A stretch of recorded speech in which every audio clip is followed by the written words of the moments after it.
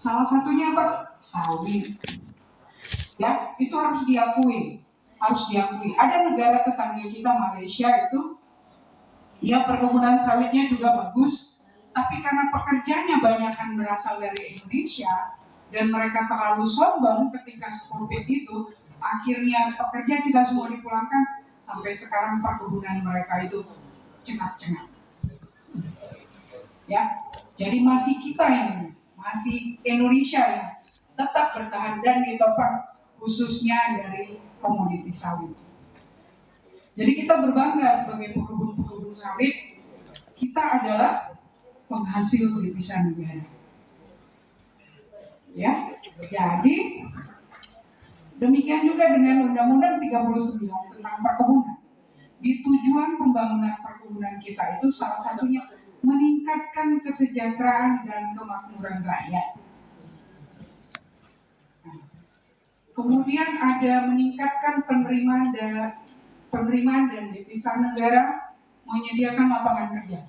Banyak lapangan kerja yang diserap terutama dari komoditi kelapa sawit. Ya, bapak-bapak juga pasti dalam mengerjakan kebunnya juga kan nggak sendiri ya. Ada mungkin pakai tenaga malah. Siapa yang pakai tenaga luar Pak di luar keluarga kita? Gitu. Ada nggak bapak-bapak yang pakai tenaga tambahan? Semua ya kan Pak? Hampir semua.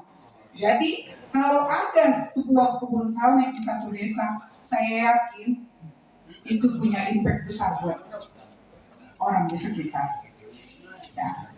Nah, karena itu Pak, karena ini tuh dari peningkatan kesejahteraan dan kemakmuran petani tadi, maka kan kita tadi saya sudah katakan kita ekspor tuh minyak kita dan turunan sawit yang lain. Dari bea ekspor itu Pak, maka itu disisihkan pemerintah. Setiap kali kita mengekspor, bukan kita lah ya, eksportir mengekspor, itu ada bea yang dikenakan oleh pemerintah untuk produk sawit dan turunannya, termasuk kosmetik, sabun, ya, itu kan turunan-turunan dari sawit juga. Nah, dana yang dikumpulkan selama ini sama pemerintah, sekarang dikembalikanlah ke kita. Itulah dia dana bagi hasil sawit tadi. Kalau Pak Sudung tadi bilang bersumber dari dana bagi hasil. Nah, itu diatur pemerintah dengan peraturan pemerintah nomor 38 tahun 2023. Nah, jadi apa gunanya itu dijadikan dana bagi hasil itu? Nah, itu untuk kembali lagi seperti itu Pak. Orang kita yang bekerja kok ya dikasih lah gitu.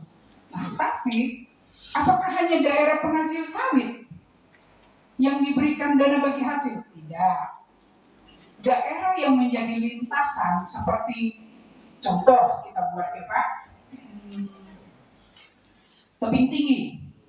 Kota Tebing Tinggi sering sekali menjadi lintasan untuk mengangkat sawit dari kebun ke PKS. Nah, Tebing Tinggi pun diberikan dana bagi hasil oleh pemerintah. Berapa besaran dana bagi hasil yang akan diberikan diatur di dalam PMK 91 di tahun 2023. Berapa besarannya Pak? Besarannya mungkin kalau kita timbang-timbang kok nggak adil ya. Ceritanya dana bagi hasil sawit, ternyata porsinya 80% minimal 80% untuk infrastruktur. Kenapa infrastruktur? Mungkin seperti itu tadi ya Pak, banyak jalan kita yang rusak akibat angkutan kelapa sawit. Tapi kita dikasih 20%, maksimal 20% ya Pak Endra ya. Maksimal 20% untuk pembangunan perkebunan. Ditambah lagi dengan dana sosial ya. ditambah lagi dengan konservasi, itu untuk orang lingkungan, ya, orang lingkungan dan kehutanan. Nah, siapakah yang dapat dana 20% untuk pembangunan perkebunan itu? Adalah daerah-daerah yang mempunyai atau menjadi sentra sawit. Nah, untuk Sumatera Utara kita ada 14 kabupaten yang merupakan daerah sentra sawit. Salah satunya Asahan ini. Diberikanlah dana bagi hasil itu untuk Asahan. Nah, apa gunanya pemanfaatannya itu? Dibuatlah STDB. Orang Bapak pasti bertanya-tanya ya, apa sih manfaatnya STDB itu? Apakah STDB itu? Nah, di sini kami jelaskan bahwa STDB itu bukan perizinan, tapi STDB adalah tanda daftar budidaya. Tanda daftar budidaya bagi pekebun sawit. Nah, kenapa itu diberikan? Untuk apa? Selama ini kami nggak adanya itu, bisa juga ngirim ke agen, bisa juga agen menjual ke PKS. Nah, di dalam peraturan Menteri Pertanian kita, sebenarnya mandatorinya 2025 ini semua harus ISPO. Dan diwajibkan pada perusahaan-perusahaan. Tapi perusahaan juga akan dikenakan sanksi apabila dia membeli buah yang tidak mempunyai ketelusuran. Itu untuk dalam negeri. Nah, ternyata di 2023 keluarlah EUDR, Eropa United Deforestation Regulation. Jadi seperti perundang-undangan yang dikeluarkan oleh Uni Eropa yang mewajibkan setiap eksportir menyertakan ketelusuran buahnya. Dan itu akan berlaku di 2025. Jadi eksportir tidak mungkin malah menanggung kerugiannya kalau dia nanti asal mengambil buah dari tempat lain yang tidak. Seperti saya bilang itu tadi, eksportir tidak akan berani melawan EUDR itu dengan menerima buah asalan. Itulah fungsinya STDB ini, Bapak Ibu. Sekali lagi, jangan takut, STDB ini bukan perizinan, bukan.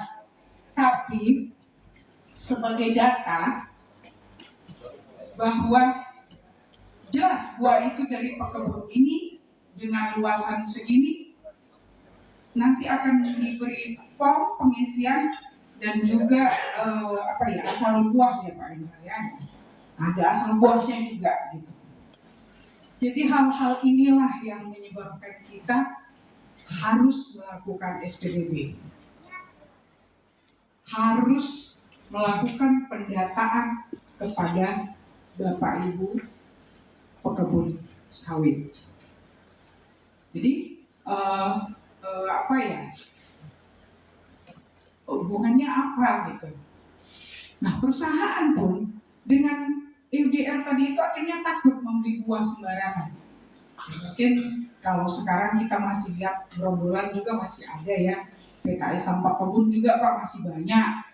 Tapi regulasi berikutnya itu pasti akan dikeluarkan pemerintah karena tuntutannya bukan tuntutan lagi dalam negeri tapi dari luar negeri. Nggak mungkin sawit kita itu hanya kita pergunakan untuk dalam negeri kita sendiri. Ada dua negara besar yang menjadi tujuan ekspor kita yaitu Cina dan India. Kenapa Eropa banyak peraturan? Karena mereka pun penghasil minyak nabati Pak, tapi dari bunga matahari yang mereka klaim sama dengan sawit. Tapi kalau menurut saya yang terbaik tetap minyak kelapa sawit. dia lemaknya ada. Salah kalau kita bilang kita nggak butuh lemak. Kita butuh lemak, tapi porsinya kan gitu. Jadi tetap di antara segala minyak nabati itu yang terbaik adalah minyak sawit. Ada tuh Pak Profesor namanya Pak Konten di bawah. Itu dia marah kalau kita bilang. Kita di apa ya diwajibkan sekarang melakukan STDB atau ke slide itu Pak Emma STDB itu ya itu ya dan ya itu dia Pak, surat keterangan budidaya yang diberikan kepada pekebun dan bukan perizinan melainkan pendataan. Jadi jangan takut Pak, nanti pajak pun naik pula kalau didata. Nggak ada hubungannya ya. Jadi kalau ada pendataan itu kita terima, ya kan Pak. Nah, lanjut Pak. STDB ini sendiri Pak diperuntukkan untuk pekebun yang di bawah 25 hektar. Nah, kalau di atas 25 hektar dia harus mengurus izin usaha perkebunan. Nah, nanti ada lagi pertanyaan. Bu, saya 25 hektar tapi berbeda-beda lokasi. Apa-apa, didata aja. Karena bukan akumulasi. Jadi jangan takut kita, nanti kan kita punya ada 3 kebun nih. Di sini 10, di sini 10, di sini 5 gitu kan. Udahlah yang satu ini nggak usah lah, nanti daripada aku ngurus izin usaha perkebunan, nggak usah takut. Yang tidak boleh itu satu hamparan 25 hektar. Nah itu dia, satu tempat itu 25 hektar. Nah itu nanti disuruh mengurus izin usaha perkebunan. Tapi kalau dia berada di titik-titik yang berbeda, tetap didaftarkan Bapak Ibu ya. Nah, selanjutnya. Nah, inilah dia maksud dan tujuan STDB itu. Selain kita begini Bapak Ibu, mungkin Bapak Ibu tahu ya, Sumatera Utara itu adalah urutan ketiga penghasil sawit di Indonesia. Pasti tahu ya. Yang pertama apa Pak? Ya. Riau itu dia 3 juta hektar. Tadinya kita yang kedua Pak, Sumatera Utara.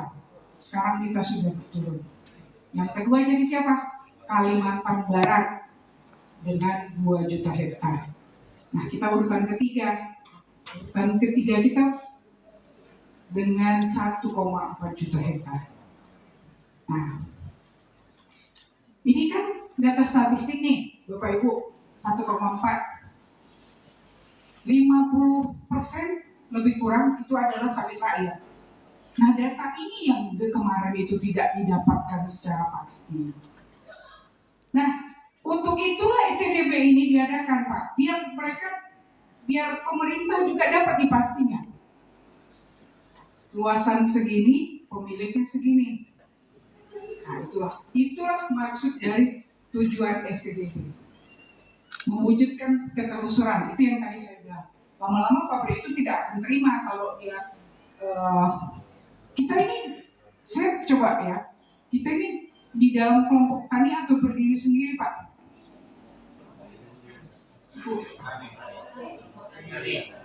Tapi ada yang berdiri sendiri juga. Jadi Bapak Ibu yang berdiri sendiri mendekatkan diri lah Pak pada kelompok.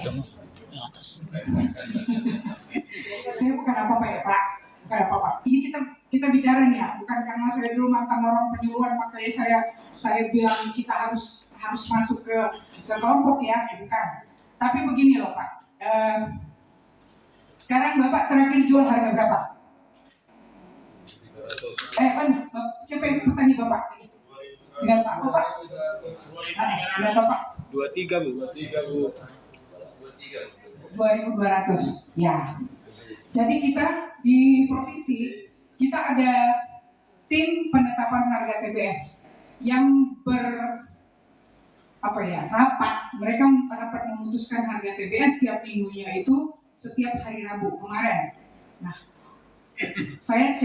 barusan saya cek, ternyata harga penetapan kemarin 3.100.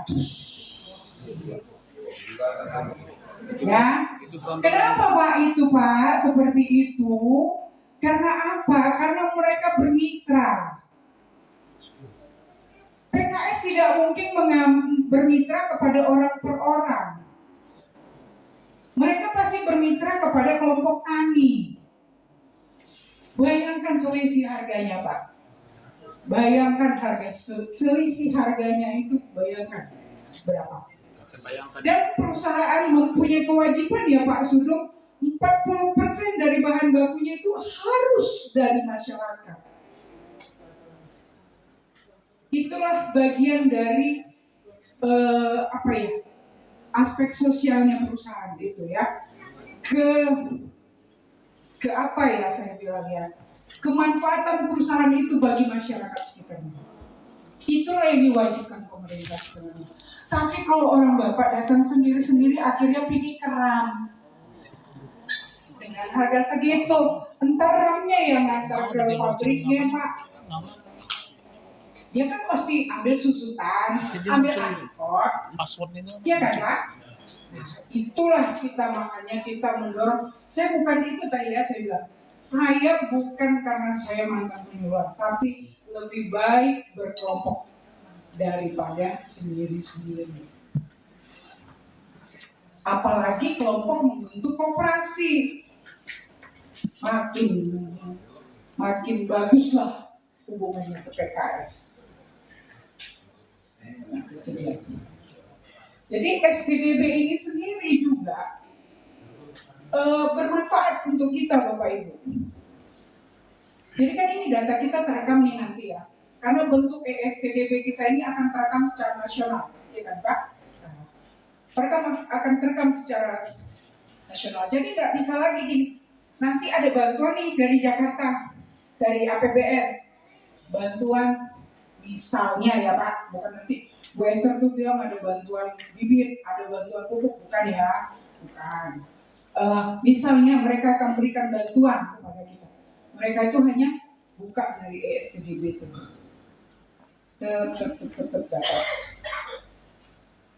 Jadi jangan menolak untuk di SPDB-kan. Gak mau aku. Nanti naik pula pajak penghasilanku. Nanti naik pula PBB itu. Gak ada hubungannya. Ya Pak? Selain itu apa juga? Kita kalau ESP, salah satu persyaratan ISPO. Ini kelompok tani di sini udah ada yang ISPO, yang di ruangan ini. Kalau biasanya saya udah tahu. Belum ya Pak? Nah, salah satu syarat untuk ISPO itu adalah SPDP. Kalau kelompok tani kita nanti sudah di-ISPO-kan, ditetapkan provinsi, tidak lagi sesuka hati agen. Maaf, saya cerita pengalaman saya tentang kopi. Saya pernah ke penghasil kopi Pak, mau buat pelatihan. Nah, saya singgah di tempat fotokopi, ada yang mau saya fotokopi. Ternyata dia agen kopi juga.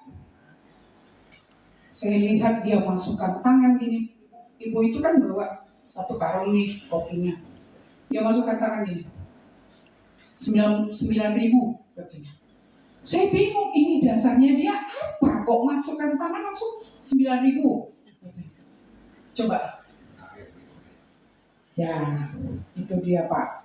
Jadi kalau kita tidak mempunyai salah satunya ketelusuran itu tadi, tidak mempunyai kelompok itu tadi, maka kita tetap akan menjadi bulan-bulanan. Pemerintah sudah menggelontorkan begitu banyak bantuan, tapi kenapa petani kita tidak sejahtera? Karena ada kos-kos yang terpotong-potong. Itu dia. Ya, jadi STDP adalah suatu suatu cara pemerintah untuk mendorong kita petani menjadi lebih sejahtera lagi. Dengan itu tadi kita sudah pede nih.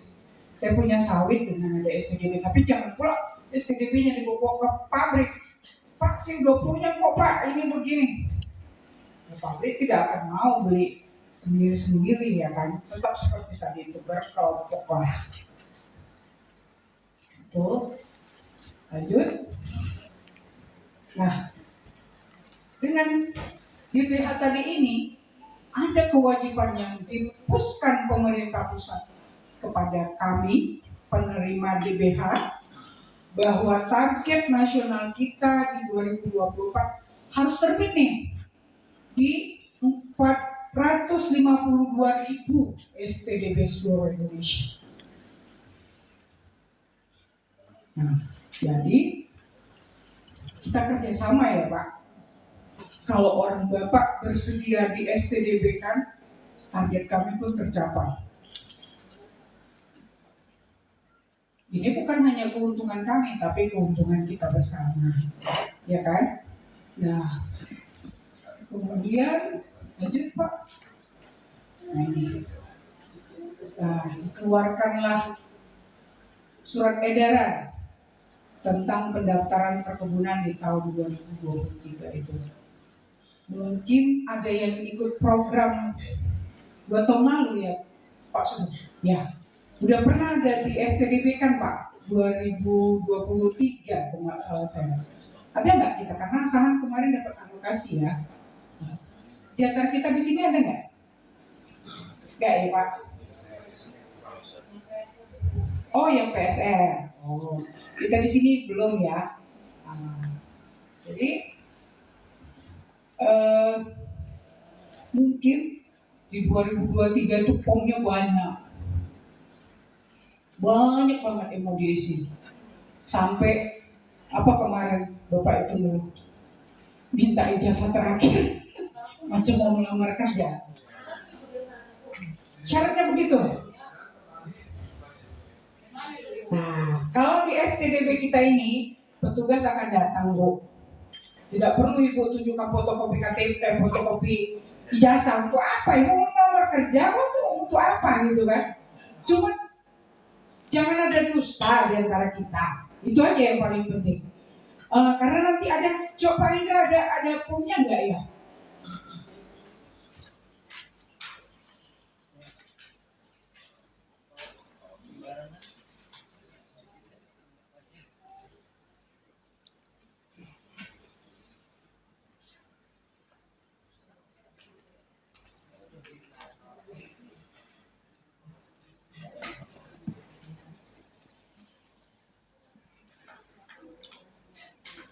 Nah, sesimpel inilah sekarang formnya. Memang akan ditanya pendidikan terakhir Pak, tapi tidak dipaksa fotokopi ijazah.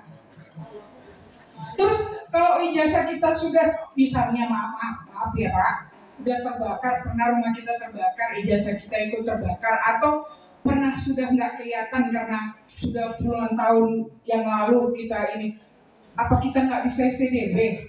Ya enggak. Yang penting ditanya itu pendidikan terakhir apa. Mereka sampai buat tidak ada. Kalau kita pun tidak pernah mengenyam pendidikan, kita bisa juga di STDP kan. Bukan karena kita nggak punya pendidikan kita nggak bisa STDP. Kenapa Bu?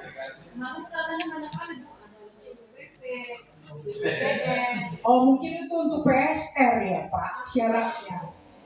Karena dalam sampai untuk petani mereka banyak nggak punya. Jadi ya di 2023 kemarin, mungkin gini tuh, kita positif tinggi ya Pak, biar kita nggak cepet tua ya. Mungkin ketika 2023, memang kan sekarang sudah ada Pak keluar Kepdirjenbun nomor 37 tahun 2024. Bahwa pendataan kita disederhanakan. Sekarang dari tadinya 2023 itu 5 lembar yang akan kita isi, sekarang hanya tinggal 1 lembar. Ya, makanya kan Bu, STDB ini tidak akan dipungut biaya bayaran. Itu satu ya. Makanya keuntungan juga buat kami pemerintah, khususnya pemerintah Kabupaten Asahan. Makin banyak di STDB kan kinerja mereka makin meningkat. Persentase DPH mungkin tahun depan akan ditambah dengan melebihi target. Jadi bukan ini kita semacam sales kayak ini. Kalau target penjualan kita tinggi, kita dapat premi yang gitu kan Pak. Nah, seperti itulah kami ini sekarang. Jadi bukan udah pas-pas saja.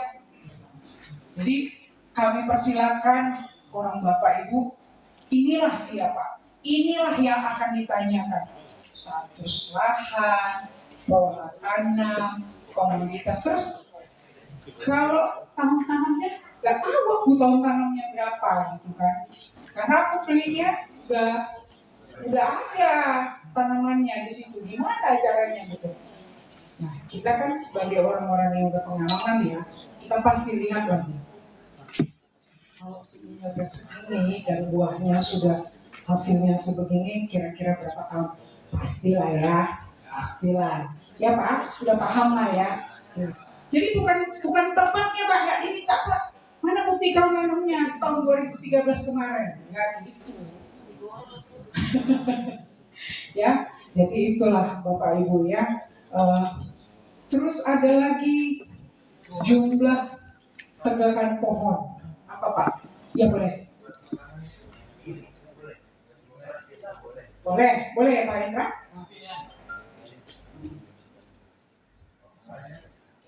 Itu suasananya dilakukan Pak? Enggak. Hanya nomor Bu, kalau ada nomor surat tanah nomor. Kalau surat dari desa ada nomornya.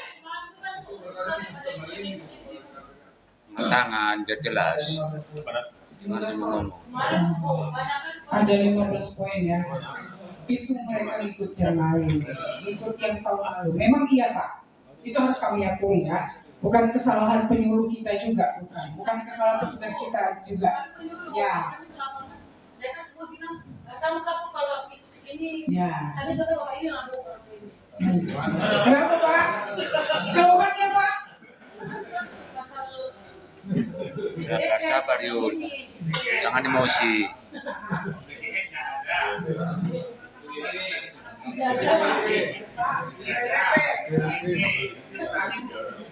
Penting ada surat nikah Pak. Itu dia.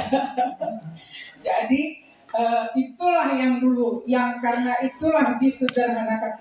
Tadinya STDB ini kan memang diperuntukkan dititik beratkan buat PSR ya. PSR itu karena menyangkut dana Pak, yang puluh-puluh juta memang perlu NPWP, ya kan? Tapi ini kita STDB ini bukan untuk program PSR, makanya dia tidak perlu lagi BPJS, NPWP, ya. Bersedia kan Bapak Ibu didata kan? Ya. Pak bersedia ya, BPJS-nya nggak usah lagi Pak. Tapi saran saya masuk BPJS Pak, siapa tahu kita sakit ada yang nangani, ya kan? NPWP tidak perlu lah. Bu, izin Bu. Ya. Jadi Bu, di sini diperuntukkan untuk di bawah 25 hektar. Ya, benar. Saya Erwin. Ini kadang di kampung ini tuh ada luasannya 5 lantai, 10 lantai. Itu bagaimana? Terus saya rasa kalau seperti ini sukses ini Bu, karena gratis. Intinya gratis saja lah, sukses ini. Ya tepuk tangan dulu. Berarti Pak Sino dapat target ya. Ya, jadi Pak, satu lantai boleh. Kan tidak ada dibuat di situ tadi bahwa harus 1 hektar. Ada, ya. Tapi jangan pula Pak, komoditinya itu sawit kita cuma pinggir-pinggirnya, tengahnya itu coklat bukan kebun sayur atau jagung. Ya enggak juga lah Pak. Yang apakah yang berhak didata? Yang komoditas utamanya adalah sawit. Wow, di pinggir-pinggirnya itu silahkan. Sekarang udah ada integrasi ya Pak, dicoba dengan Pak Gogo ya. Nah, tapi belum tahu kita berhasil atau enggak. Yang pasti di bawah 25 hektar. Mau satu ranting silakan, mau dua ranting silakan. Nah seperti tadi saya katakan Pak, 25 hektar Bu punya saya. Tapi di 3 tempat atau di 5 tempat silakan. Yang penting tidak satu hamparan 25 hektarnya. Ya Pak?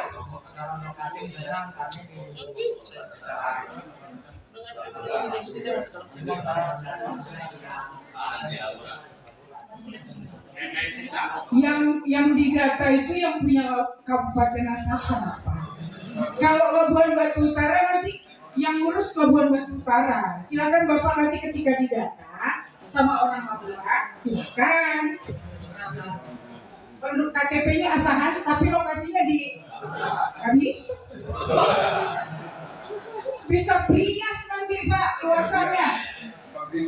Ya statistiknya misalnya Labuan Asahan itu 100 juta misalnya 100.000 hektar. Tapi karena Bapak ambil kebun Bapak yang di Labuan jadi 101. Ya silakan. Mau nanya Bu, saya Yuliana, jika tanah tersebut masih atas nama orang lain, itu gimana Pak? Nih, ini ahlinya nih. Ya, saya kasih jawabannya. Baik, terima kasih Pak Esther. Jadi kalau kepemilikannya atas nama orang lain berarti kita sewa ya?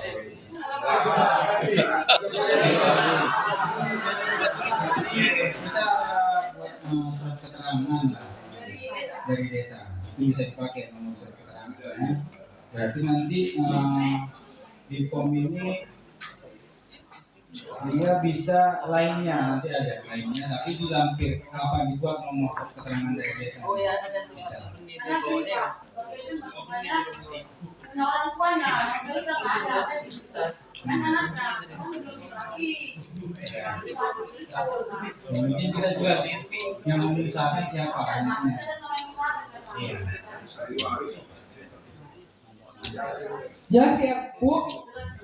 Jadi ini pendatang pekebun, bukan pendatang pemilik lahan. Ya, silakan Pak.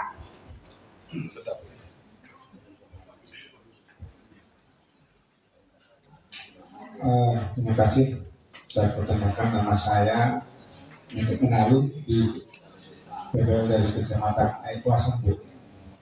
Ini yang jadi masalah di Kecamatan Aikuasan itu 2 hektar tanah gambut yang sudah dikuasai oleh petani, dan sampai sekarang pengakuan dari pemerintah itu register, tapi pengakuan petaninya ini sudah milik kami kan betul, dan budidaya tanaman sawit di sana sudah katakanlah ada sampai umur 20 tahun.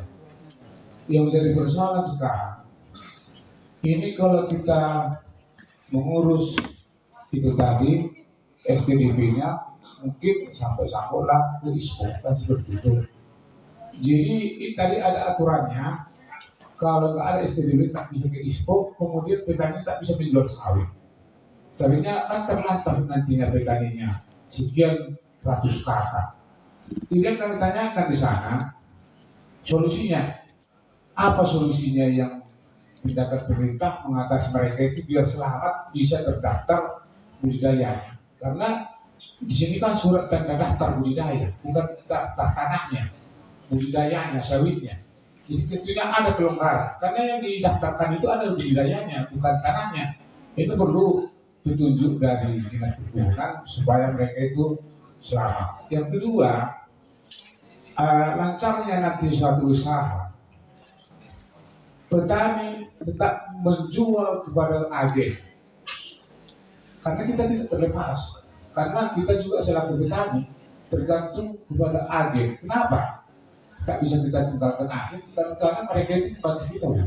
Didahulukannya bayar pupuk dan seluruhnya kan seperti itu. Jadi kan bisa kita lupakan. Jadi kan bisa kita katakan harus kita ke BKS. Mungkin cerita itu gampang, tapi kenyataannya tidak. Jadi yang saya usulkan kalau boleh, ini dulu agen-agen dikasih izin petunjuk pada mereka yang punya SDDB harus diutamakan, harganya seimbang dengan sesuai dengan aturan pemerintah. Dibedakanlah harga yang tidak punya SPDB dengan yang liar seperti itulah supaya berjalan. Kalau tetapnya sama SPDB yang punya sama tak punya, apapun ceritanya saya rasa ini kurang berjalan. Tapi sebagai acuan, kalau ada perbedaan mungkin kita panggil umpamanya dari dinas perkebunan agen-agen yang ada di desa, kita sosialisasikan, kasih izin dengan petunjuk yang jelas. Baru ini saya yakin 50% dari tahap pertama bisa berjalan dengan bagus. Seperti itu kalau mau gambarkan di lapangan. Terima kasih.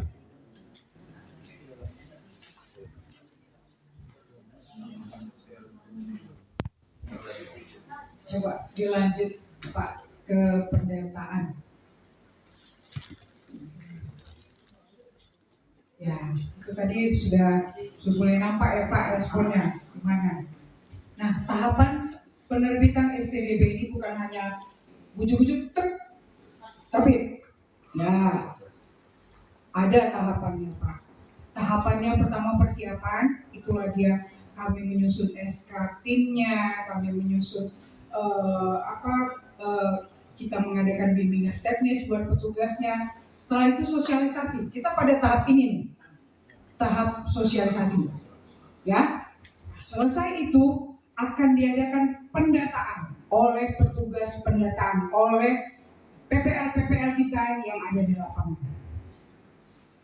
Apakah pendataan hanya sampai di situ? Tidak. Data yang sudah kita dapat tadi Pak, kita masukkan ke dalam aplikasi ESTDB. Bekerjalah tim pendataan memasukkan itu. Setelah itu, setelah selesai pendataan dimasukkan, turunlah petugas pemetaan. Karena mereka akan mengambil titik-titik koordinat di di lahan Bapak Ibu sekalian. Ambil titik, ambil titik, ambil titik, ambil titik. Sudah, mereka akan masukkan kembali ke ESTDB. Setelah itu, bekerjalah orang verifikasi Pak. Orang verifikasi itu apa fungsinya? Mereka akan lihat apakah lahan Bapak itu masuk di dalam hutan register yang seperti Bapak bilang tadi itu, atau masuk ke HGU perusahaan. Yang dua ini dilarang. Dilarang sama sekali untuk diterbitkan STDB. Kalau lahan Bapak itu masuk ke HGU perusahaan dan dia masuk ke dalam hutan, kawasan hutan, itu tidak akan bisa diterbitkan. Dia akan merah, larut langsung, tidak akan bisa terbit Pak. Tapi itu akan menjadi catatan Pak bagi petugas. Kalau nanti ada permintaan dari Kementerian Kehutanan ya, nanti mereka akan keluarkan tuh permintaan berapa luasan asahan yang mau dilepas dari kawasan register. Data Bapak itu tadilah menjadi database bagi Dinas Pertanian Asahan untuk melakukan pengajuan pelepasan. Ya Pak, itu dia Pak. Jadi bukan kasihan lah Pak, udah di lahan gambut begini. Perkara lahan gambut sekarang tidak lagi dipermasalahkan. Mau digambut, mau ditanam mineral, silakan di STDB. Asal yang dua tadi itu yang paling dipandang. HGU register. Kalau dan Bu, ini gimana Bu? Itu ada aturan sendiri. Kan kalau di Ramu itu banyak pulang kali Itu pinggir sungai kan.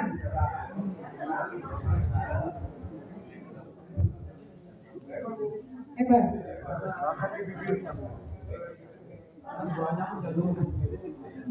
Sekarang yang bertanya Ibu ini versi penyuluh. Silakan masuk data. Nanti ketika tim verifikasi di situ nanti yang muncul. Jadi kalau dia merah, mobile berarti dia tidak boleh.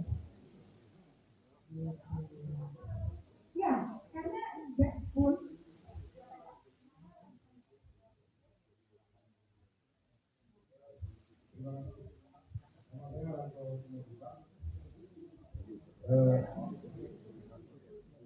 bahasa ini bagus ya. Sosialisasi ini juga sangat bermanfaat. Seperti awal tadi Ibu bilang tadi dari komunitas ya. Karena saya paham itu mengenai das karena saya kehutanan. Saya satu kehutanan dari Jogja. Jadi das itu kulit Bu. Itu kuasanya bukan itu, kuasanya itu ada tersendiri. Ada batas-batas berapa ratus meter total nggak bisa. Kalau ada penyalahgunaan itu namanya beda. Kita bandingkan ya Bu. Tapi sosialisasi ini sangat penting ya.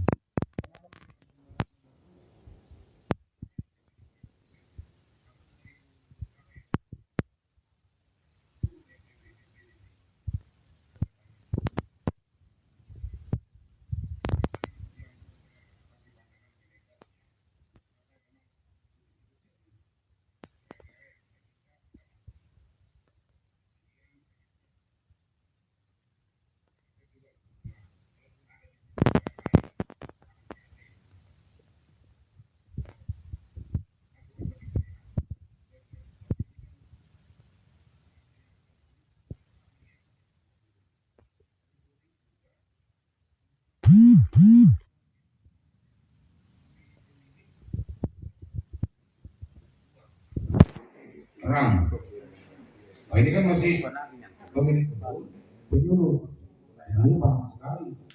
Tapi kalau nanti sosialisasinya hanya di kampung yang lain memang bunyinya itu apa? Subsidinya kampung itu SPBD itu. Nah, mungkin nanti mereka akan nomor satu itu. Karena saya paham, saya masih di Kalimantan Bu, saya pernah di IKN kerja. Terima kasih. baik, dari pengalaman ya, kita kan pasti lanjut Kak, ya. Ya baik Bapak Ibu ya. Kalau dan itu pun seperti Bapak Ibu bilang tadi, itu ada yang penting kita lakukan pendataan. Kita verifikasi itu ada data, ada peta bumi yang gitu. Nah ketika dia masuk ke kawasan hutan seperti itu ya, langsung dia membalas sendiri, nggak bisa keluar. Ya.